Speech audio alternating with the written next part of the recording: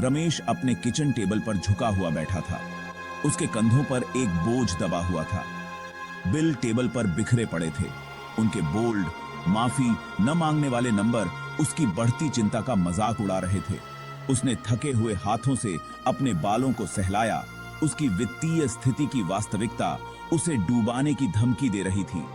उसने चीजों को इतना नियंत्रण से बाहर कैसे होने दिया? उसके कर्ज का भार घुटन भरा लग रहा था। एक भारी जंजीर उसे उस जीवन से पीछे खींच रही थी जिसका उसने सपना देखा था। वह अपने जुनून को आगे बढ़ाने, यात्रा करने और अपने परिवार के साथ वित्तीय बाधाओं की निरंतर चिंता के बिना क्वालिटी टाइम बिताने की आजादी के लिए तरसता था।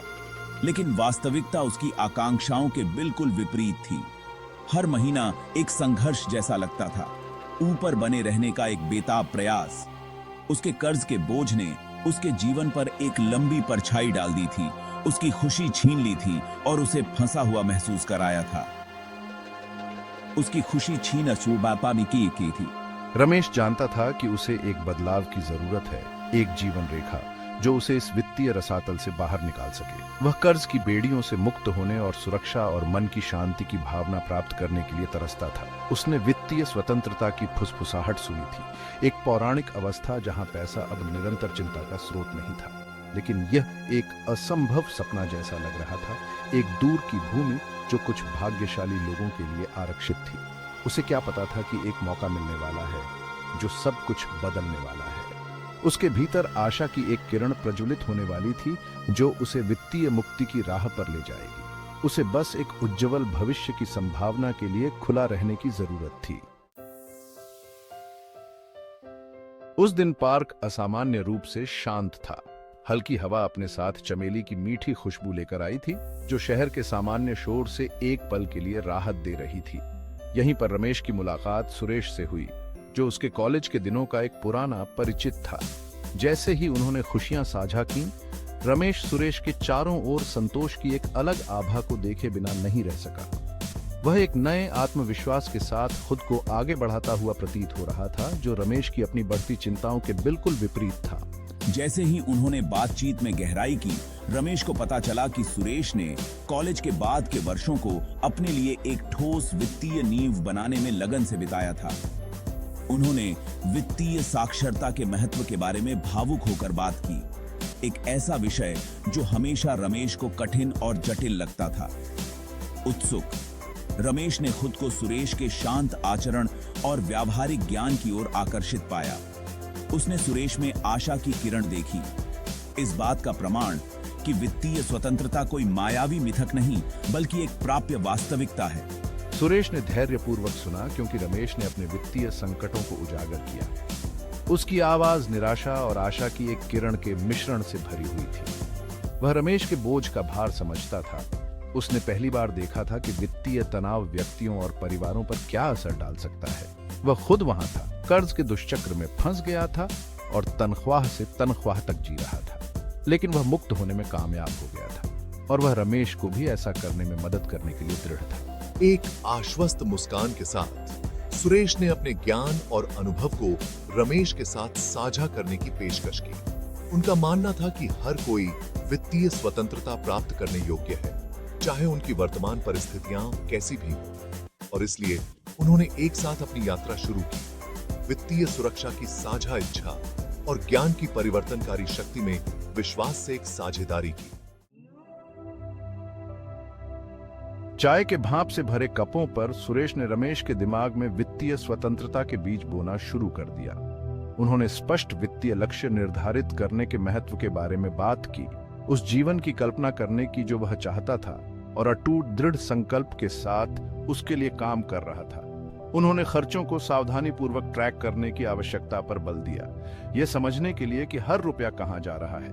यह रमेश के लिए एक वेकअप कॉल था, जो हमेशा अपनी वित्तीय वास्तविकता का सामना करने से कतराता था। सुरेश ने उन्हें बजटिंग की अवधारणा से परिचित कराया, एक ऐसा उपकरण जो कभी प्रतिबंधात्मक और बर्डनिल लगता था, लेकिन अब उनके वित्त पर नियंत्रण पाने के मार्ग के रूप में दिखाई देता है। उन्होंने बताया कि कैसे एक अच्छी तरह से तैयार किया गया बजट उन्हें अपनी आय को रणनीतिक रूप से आवंटित करने, ऋण चुकौती और बचत को प्राथमिकता देने का अधिकार दे सकता है। अपने पैसे को सचेत रूप से निर्देशित करने का विचार एक असहाय दर्शक की तरह महसूस करने के बजाय रमेश के साथ गहराई से गूंजता था।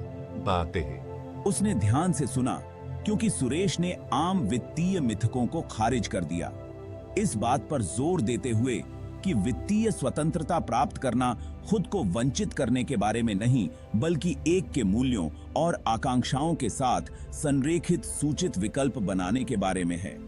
यह एक उज्जवल भविष्य को सुरक्षित करने के लिए वर्तमान में संतुष्टि में देरी करने के बारे में था। एक ऐसी अवधारणा जिसने धीरे धीरे रमेश के दिमाग में जड़ें जमा लीं। जैसे जैसे उन्होंने बातचीत में गहराई से प्रवेश किया, सुरेश ने एक आपातकालीन निधि के निर्माण के महत्व पर जोर दिया। अप्रत्याशित खर्चों के झटके को कम करने के लिए एक वित्तीय सुरक्षा जाल। उन्होंने बताया कि कैसे इस रिजर्व के होने से अप्रत्याशित परिस्थितियों का सामना करने पर उसे और कर्ज में डूबने से रोका जा सकता है। इस विचार ने रमेश को राहत की भावना दी, जो हमेशा जीवन की अनिश्चितताओं के प्रति संवेदनशील महसूस करता था। अनुभाग 4, अपने भविष्य में इन्वेस्टमेंट। वित्तीय साक्षरता की नींव मजबूती से स्थापित होने के साथ आइए निवेश की शक्ति के बारे में बात करते हैं। देखिए रमेश, आपका पैसा वास्तव में आपके लिए काम कर सकता है, निष्क्रिय आय उत्पन्न कर सकता है और वित्तीय स्वतंत्रता की ओर आपकी यात्रा को तेज कर सकता है। मुझे इस बारे में इतना यकीन नहीं है सुरेश। मैंने हमेशा सोचा था कि निवेश जोखिम भरा था और केवल अमीर ही ऐसा कर सकते हैं। मैं समझ सकता हूं आप कहां से आ रहे हैं रमेश, लेकिन अगर आप विभिन्न परिसंपत्ति वर्गों और उनके जोखिम वापसी प्रोफाइल को समझते हैं तो निवेश का जोखिम भरा होना जरूरी नहीं है। आप छोटी शुरुआत कर सकते हैं और धीरे धीरे अपने निवेश को बढ़ा सकते हैं जैसे जैसे आपकी आय बढ़ती है। ठीक है, लेकिन मैं शुरुआत कहां से करूं? एक अच्छी शुरुआत म्यूचुअल फंड है। वे आपको व्यक्तिगत शेयरों की तुलना में कम जोखिम वाले शेयर बाजार में भाग लेने की अनुमति देते हैं। कुंजी दीर्घकालिक निवेश है। त्वरित लाभ के आकर्षण का विरोध करें और स्थिर स्थायी विकास पर ध्यान केंद्रित करें। लॉन्ग टर्म लेकिन यह वास्तव में कैसे मदद करता है? यह सब चक्रवृद्धि ब्याज की शक्ति के बारे में है, जिसे अक्सर दुनिया का 8वां अजूबा कहा जाता है। छोटे लगातार निवेश समय के साथ एक महत्वपूर्ण राशि में बदल सकते हैं। मैंने वास्तविक जीवन में लोगों को अनुशासित निवेश के माध्यम से वित्तीय स्वतंत्रता प्राप्त करते देखा है। इसके लिए धैर्य, दृढ़ता और सीखने और अनुकूलन करने की इच्छा की आवश्यकता होती है। यह आशाजनक लग रहा है। तो मेरा अगला कदम क्या है? विभिन्न निवेश विकल्पों की खोज शुरू करें, अपना शोध करें और योग्य वित्तीय सलाहकारों से मार्गदर्शन लें। वित्तीय स्वतंत्रता की यात्रा एक मैराथन है, स्प्रिंट नहीं। अनुभाग 5, चक्रवृद्धि ब्याज की शक्ति। मैं देख सकता हूं कि आप इसे समझने लगे हैं रमेश। अब मैं आपको कुछ और भी शक्तिशाली दिखाता हूं। चक्रवृद्धि ब्याज। चक्रवृद्धि ब्याज वह क्या है? इसे एक पहाड़ी से लुढ़कते हुए स्नोबॉल की तरह समझें। यहां तक कि लगातार निवेश की गई छोटी छोटी रकम भी समय के साथ तेजी से बढ़ सकती है। यहां मैं आपको अपने फोन पर दिखाता हूं। ठीक है, अब मैं उत्सुक हूं। देखिए, यदि आप एक मामूली मासिक निवेश राशि इनपुट करते हैं और रिटर्न की उचित दर मानते हैं, तो आप देख सकते हैं कि आपका निवेश 10, 20 और 30 वर्षों में कितनी तेजी से बढ़ता है। नंबर खुद बोलते हैं। वाह, यह अविश्वसनीय है। मुझे कभी एहसास नहीं हुआ कि यह कितना शक्तिशाली हो सकता है। बिल्कुल सही। इस यात्रा में समय आपका सबसे बड़ा सहयोगी है। जितनी जल्दी आप निवेश करना शुरू करेंगे, आपके पैसे को चक्रवृद्धि और बढ़ने के लिए उतना ही अधिक समय मिलेगा।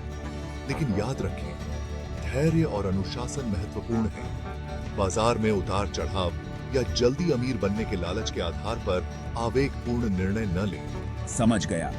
मैं अपनी योजना पर कायम रहूंगा और दीर्घकालिक विकास पर ध्यान केंद्रित करूंगा। यही तो जज्बा है रमेश। आगे बढ़ते रहें, बाजार की अस्थिरता से बाहर निकलें और अपनी आंखें अपने पोर्टफोलियो की दीर्घकालिक क्षमता पर टिकाए रखें।